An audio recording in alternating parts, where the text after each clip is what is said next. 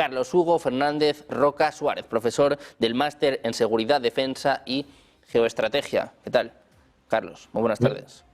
Muy buenas tardes, Sergio. Es un placer estar con todos ustedes. Pues decía, el foco está puesto sobre Nicolás Maduro. No es la primera vez que hablamos sobre Venezuela, sí que es la primera vez que hablamos ya de una cosa tan seria, ¿no? Tan evidente. Hoy llegaba, ayer llegaba, si no me equivoco, el US Gerald Ford, del que hemos hablado durante los últimos días, y ayer Marco Rubio pues daba lo que puede ser el golpe final, ¿no? Designar al Cártel de los Soles como organización terrorista y, bueno, pues dar pie a ataques en territorio venezolano. Quiero saber cómo valoras todo lo que ha pasado en las últimas horas y sobre todo, este jaque mate a Nicolás Maduro.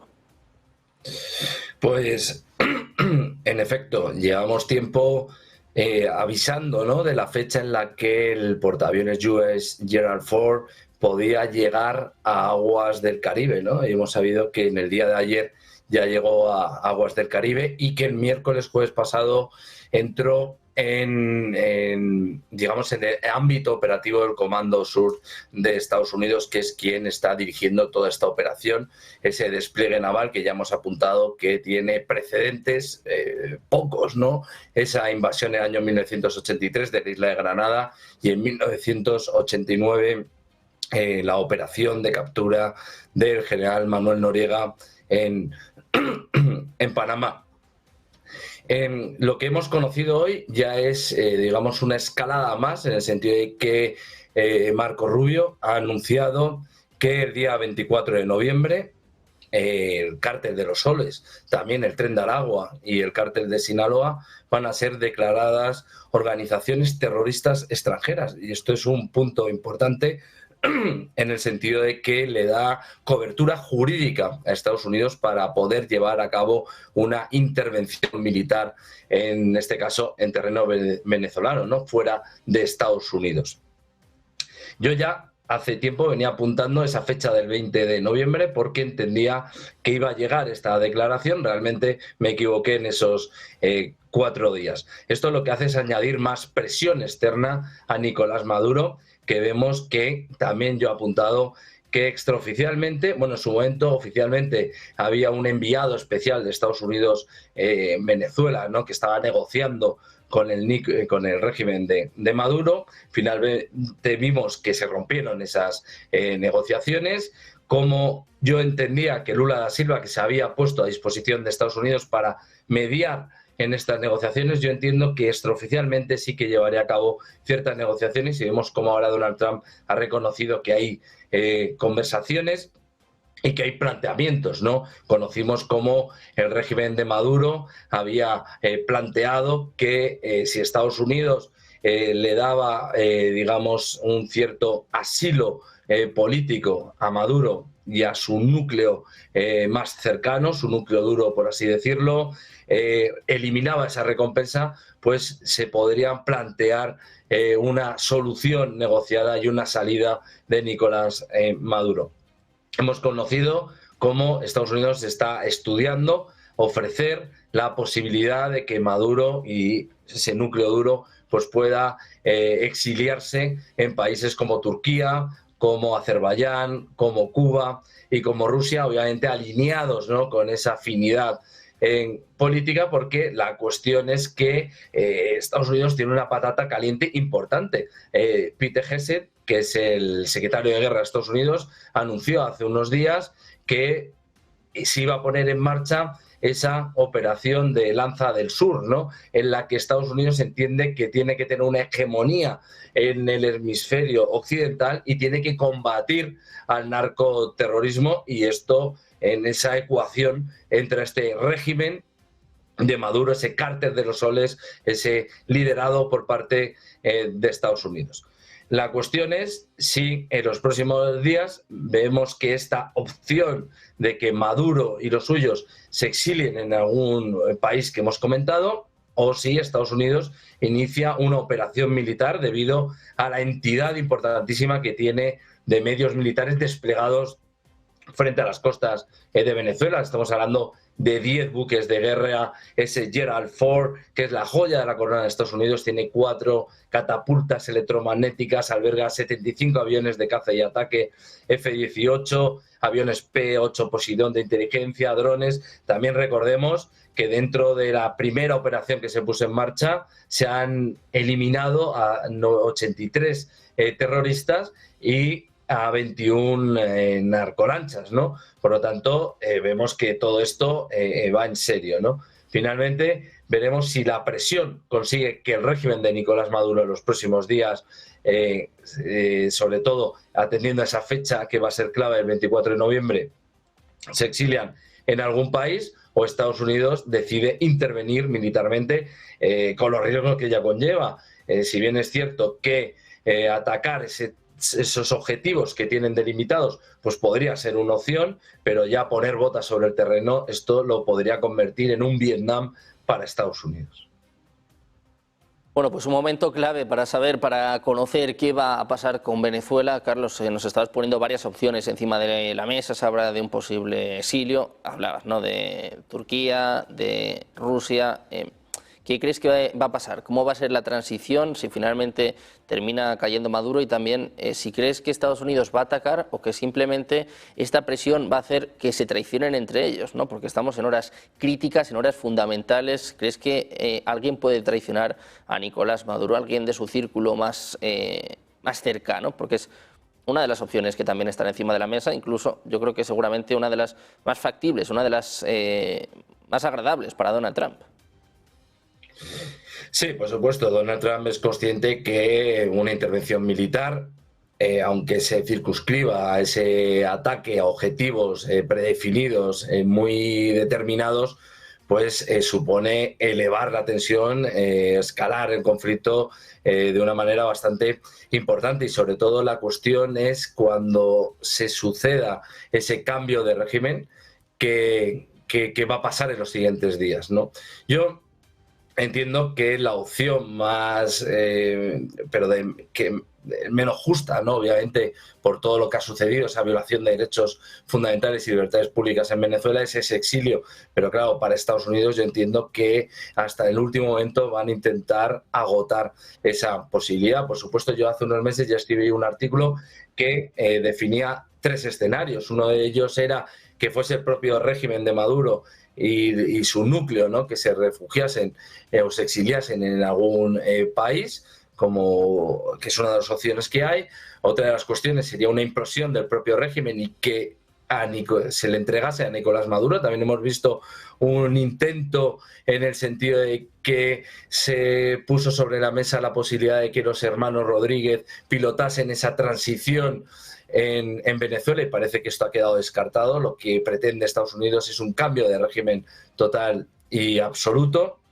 Y un tercer escenario sería esa intervención militar. Claro, Estados Unidos ahora estará trabajando también en ese ex-post de Venezuela. Yo estoy convencido que habrán dado luz verde ya a un gobierno de transición. Lo apunté también hace unos días, en el sentido de que estoy convencido que el Ministerio de Petróleo jugará un papel fundamental, debido a que va a ser la piedra angular para que se lleve a cabo esa recuperación económica de Venezuela y que ese desarrollo económico, ¿no?, que ese Ministerio de Petróleo pues coordine todas esas empresas, entiendo que la mayoría sean estadounidenses, que obtengan el petróleo, lo refinen, etcétera.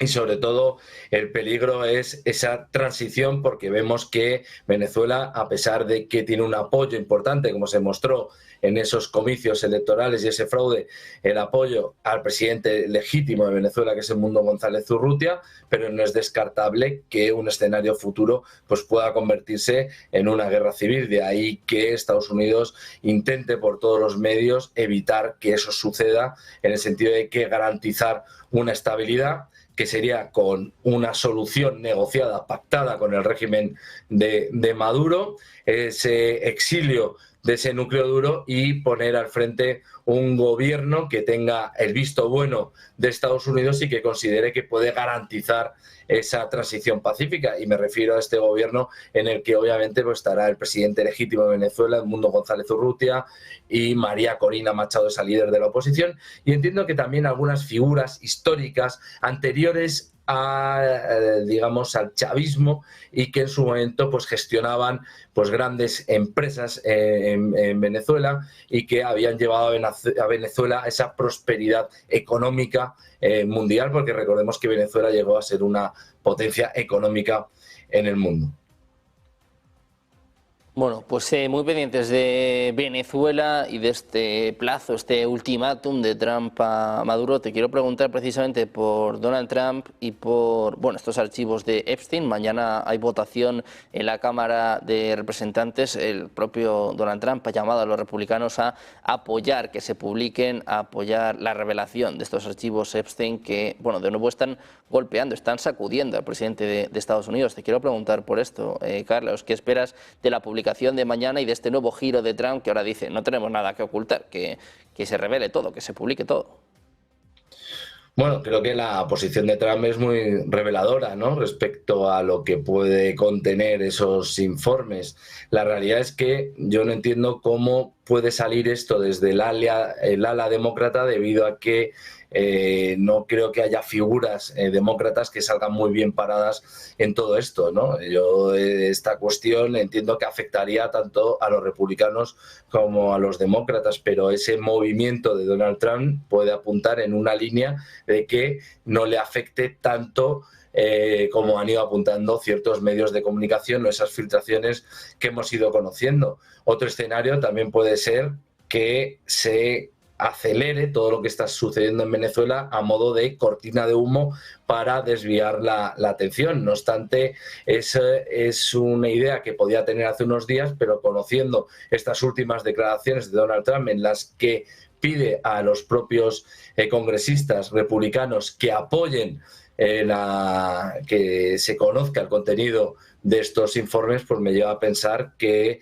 debe tener bastante controlado lo que esos informes albergan y que a su figura pues no le afecta tanto como se ha ido apuntando. Una de las figuras históricas en la política de Estados Unidos que puede salir bastante mal parada es la figura de Bill Clinton, que aparece en diferentes archivos, y por lo tanto yo no entiendo cómo desde ese ala demócrata pues se ha impulsado tanto esta operación, que sin duda va a afectar tanto a Bill Clinton como a otras figuras demócratas.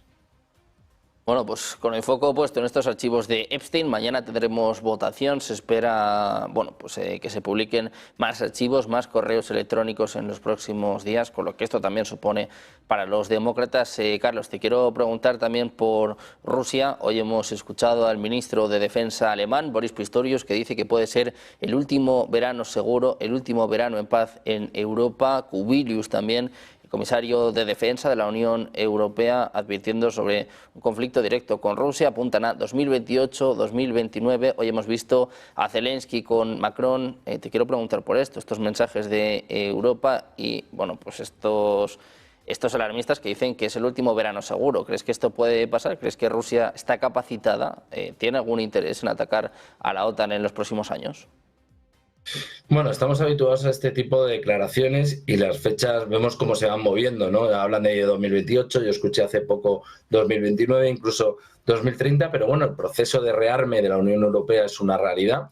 De hecho, estamos conociendo cómo tanto en Alemania como en Bélgica ya están hablando de esa mili voluntaria y una mili remunerada. En Alemania se habla de unas cantidades de unos 2.600 euros mensuales durante un año, y en Bélgica 2.000 euros, y luego la obligación de prestar servicio como reservista voluntario durante 10 años más. La realidad es que Europa tiene una conciencia importante en el sentido de llevar a cabo ese proceso de rearme. Yo hace un mes más o menos leí un artículo del ajedrecista Kasparov que hablaba que a finales de año se iba a abrir otro frente en Europa, ¿no? Me refiero alternativo a Ucrania, y que iba a ser Rusia quien abriese ese frente, viene atacando a los países bálticos, viene atacando, yo entiendo, Moldavia, Transnistria o incluso Rumanía, Polonia, etcétera. Yo no comparto esa visión en el sentido de que a día de hoy yo entiendo que a Rusia no le interesa abrir otro frente. De hecho, lo ha demostrado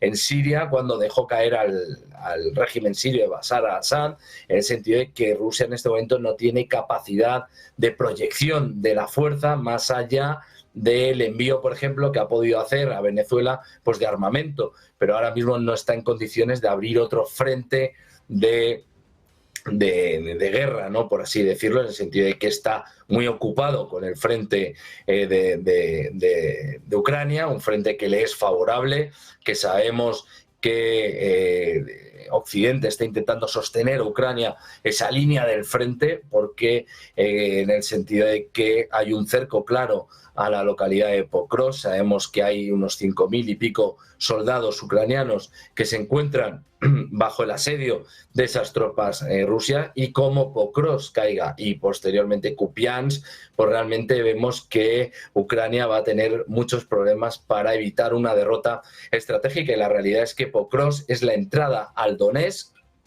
y detrás de estas ciudades de Pokrovsk y Kupiansk vemos que ya es una extensión de tierra y ya no hay bastiones que puedan detener el avance lento, pero ese avance de Rusia, porque ya lo he dicho en alguna intervención, que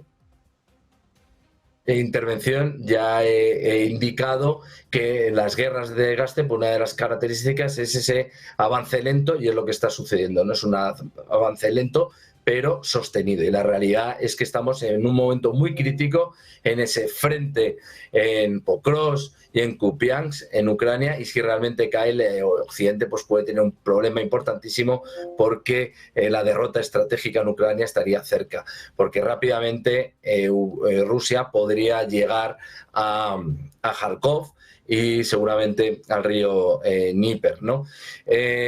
Por lo tanto, yo en este caso no veo que a corto plazo Rusia quiera abrir otro frente. No le interesa, sino que sigue ocupada, obviamente, en Ucrania. Sí que hemos conocido ya hace tiempo informaciones en fuentes abiertas que apuntaban a que en el 2026 puede haber un cambio importante en el conflicto en Ucrania. Y mi interpretación en este caso es que lo que puede suceder es lo que acabo de comentar, esa caída o toma de Pokrovsk a finales de año o principios de enero de 2026, y realmente pues que Rusia en ese momento ya quiera sentarse a negociar con Estados Unidos debido a esos avances territoriales que pueda tener, y esto deja en un lugar pues muy difícil a la Unión Europea, a Occidente, que está apoyando a Ucrania y que entiende que una revisión de fronteras pues puede sentar un precedente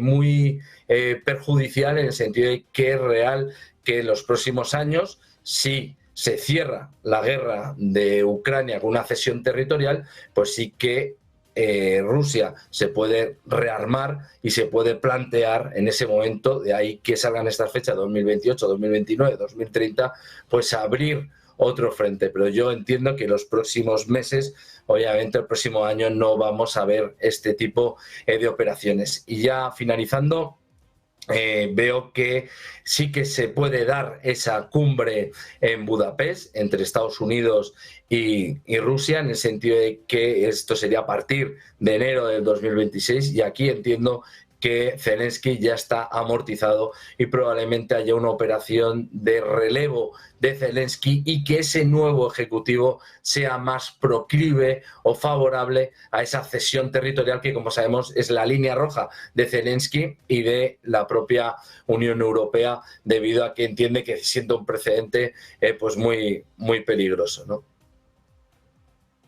Bueno, pues un momento complicado para Ucrania, también para Zelensky, con el foco puesto en estos mensajes alarmistas que llegan desde Europa. Muchas gracias, como siempre, Carlos Hugo, por estar con nosotros. Un placer. Muchas gracias. Muy buenas tardes. Muchas gracias.